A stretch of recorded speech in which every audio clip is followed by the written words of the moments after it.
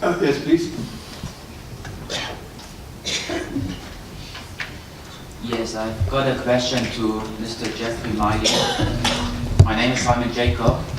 I'm chairman of the Central Council of Oriental Christians in Germany, and I'm a journalist as well.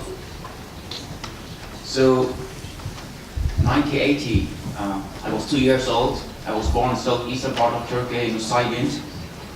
In 1980, my parents left the area because of the conflict between the Kurds and the Turkish military. So, the so-called Syrianis in Turkey, or the Christians, were smashed between two sides. And now, I've spent some years in Middle East as a journalist, and I saw this project in northern part of Syria.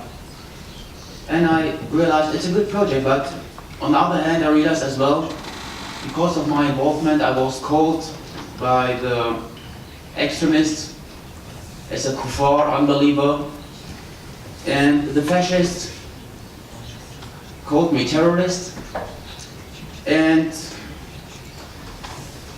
even my own people who believe we should stay together with the regime because the regime is going to protect the Christianity or whatever, called me a traitor.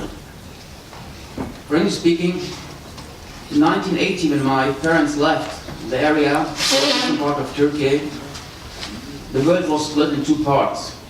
And I understand that geopolitical aspects were more important as humanity.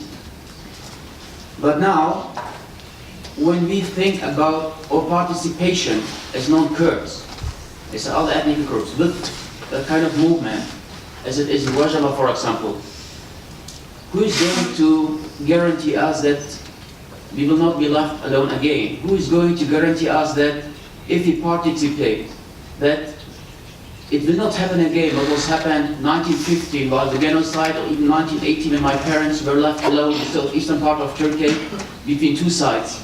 So the question is very simple, because you were telling us that it's a revolution, clear, it's a revolution. But while we have a revolution, some other ethnic groups, we are not just Christians, we have an ethnic name as well. We see, of course, hope, a light. We see a perspective on the issues as well. But frankly speaking, while I was over there in northern part of Syria and I had seen how the NATO acted when Turkey occupied Afrin, I realized again, maybe it's better to stay together with the regime, not for me, maybe for others, because what we have seen is that we were left again alone. So the question is just, if you ask me to participate in such a revolution, I ask you, who is going to protect us? Thank you. Yeah, yes, please. Yeah, powerful question. Very important question that I can't claim to have an adequate answer to, but let me try nonetheless. I think in terms of one of the most important things that Abdul Öcalan has managed to do in his reflections, his self-criticism about the trajectory of the movement, and trying to really rethink what self-determination and struggle for liberation means, to transcend the nationalist framing of what the struggle is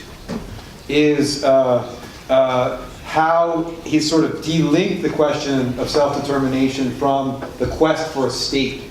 And in doing that, he's attempting to transcend, let's say, a dialectic of majority-minority. And trying to do that theoretically, thinking about the roots of the problem in the Middle East, and thinking about the longer durée of coexistence of multiple peoples, and telling a longer durée story about that, but also thinking about the ways in which the radical direct democracy that they're trying to first theorize, but also construct in Rojava, provide some sort of institutional guarantees. Institutional guarantees that are, like all institutional guarantees, imperfect in practice. Just like the struggle to transcend the nationalist framing is a struggle and not something that can be declared away through some writings, but actually is a struggle. But there is a commitment to a struggle, and there's also a commitment to institutions guaranteeing, first, the ability to organize along the different communities, to organize for themselves, including, crucially, self-defense, militias for self-defense. Now, nonetheless, you're right that it is impossible to entirely guarantee a transcendence of majority-minority tyranny unless the revolution spreads. And so in this respect, I think it's very important, the internationalist component of the Kurdish movement, because it's one thing for Kurdish people to come up here and tell us how important and inspiring Öcalan's message is. It's another when other people from other parts of the world start understanding and moving for that. And so this is really the moment. And it is the crucial question and the dilemma for the Kurdish revolution is, can it transcend the Kurdishness of the Kurdish revolution? I do think that there is a lot of intellectual labor on Öcalan's part, and there's a lot of attempt to institutionalize things on Öcalan's part, but you also bring this other crucial issue, which is that unless the revolution spreads, right now the revolution is cornered, it's surrounded, and forced to collaborate with NATO, be crushed by NATO, collaborate and be crushed by NATO. And so the question is, where are the places, we need to be looking at where are the places in which, how Rojava itself is being surrounded, those who are surrounding Rojava can themselves be surrounded.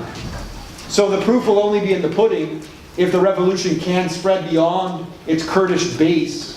And I think we do see reasons to be, I myself have seen reasons to be relatively optimistic when I look in East Africa, how people can see that Öcalan's cause is their cause. You know, Luos and Kikuyus in the ghettos of Nairobi coming together, trying to do things and saying, Öcalan is saying something that reminds of what the Mau were once saying and what we need to be struggling for again. So this universalizing inspiration and this universalizing aspiration is something that, again, can only be proof in the pudding. But I do think I don't want to underestimate it's one thing for me to say this from here at this parliament, go back to Cambridge and talk about this, and it's another thing for the people on the ground. So I don't mean to give a sanguine answer to that bloody question.